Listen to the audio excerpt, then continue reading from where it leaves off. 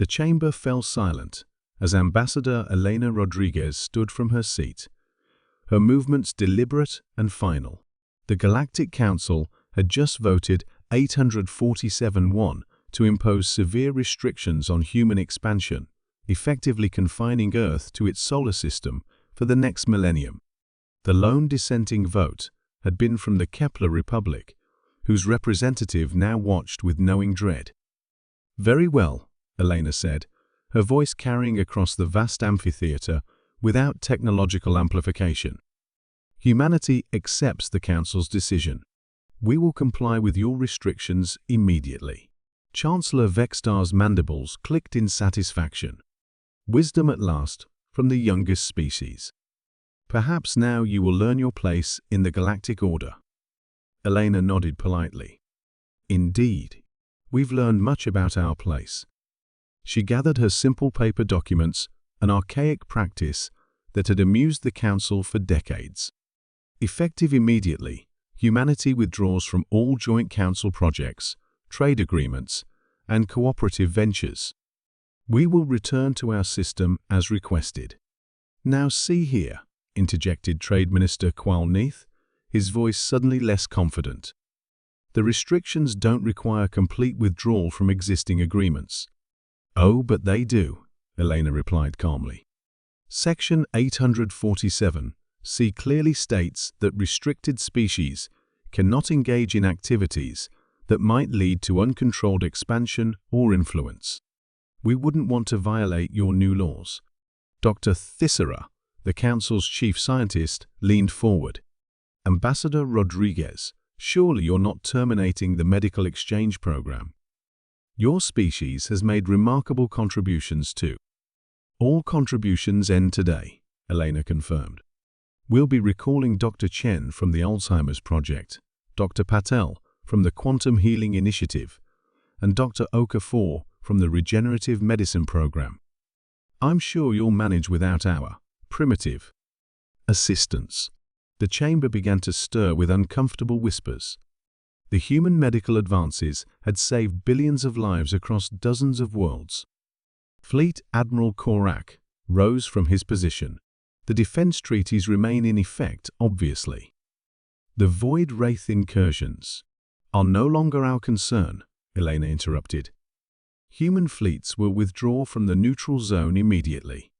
The Outer Rim patrol duties will cease, and our early warning networks will shut down within the week."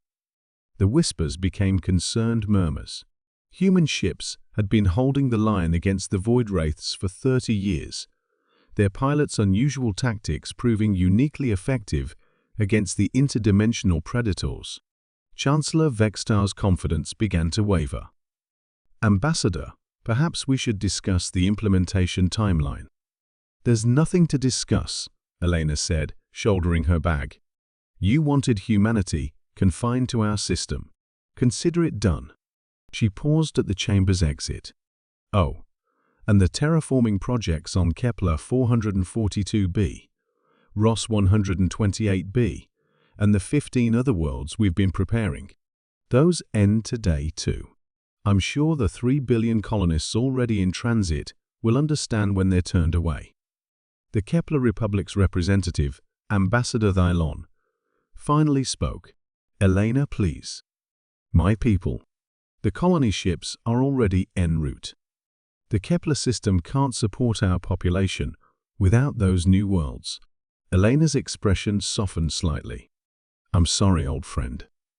But the Council has spoken. Humans cannot be involved in expansion activities. That includes terraforming. But the atmospheric processes are already in place." Dr. Thissera protested.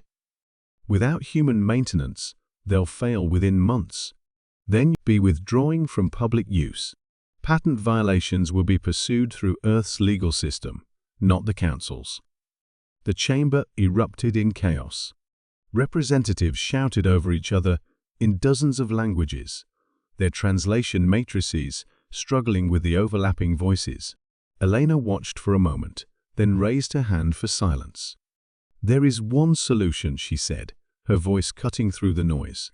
Hope flickered in 1,000 alien eyes.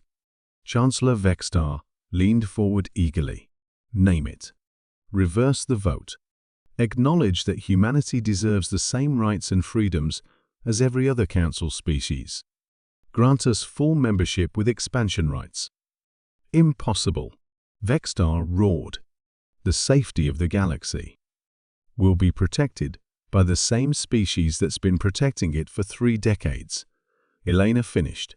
But if you truly believe we're too dangerous to trust, then you shouldn't need our help anyway. She turned to leave, then paused one final time. Oh, and Chancellor?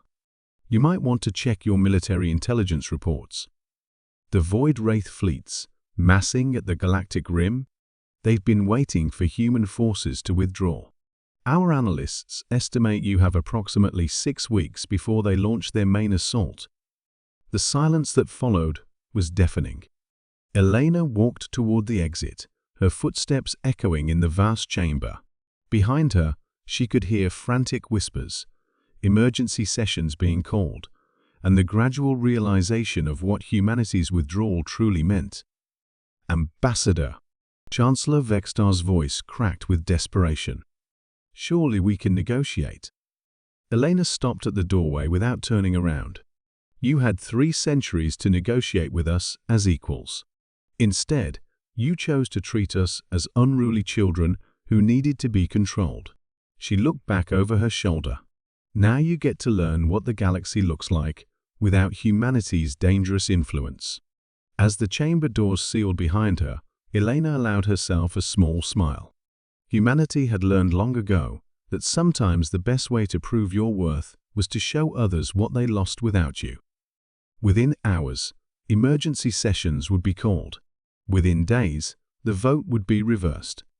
And within weeks, humanity would return to the galactic stage, not as junior partners, but as the equals they had always been.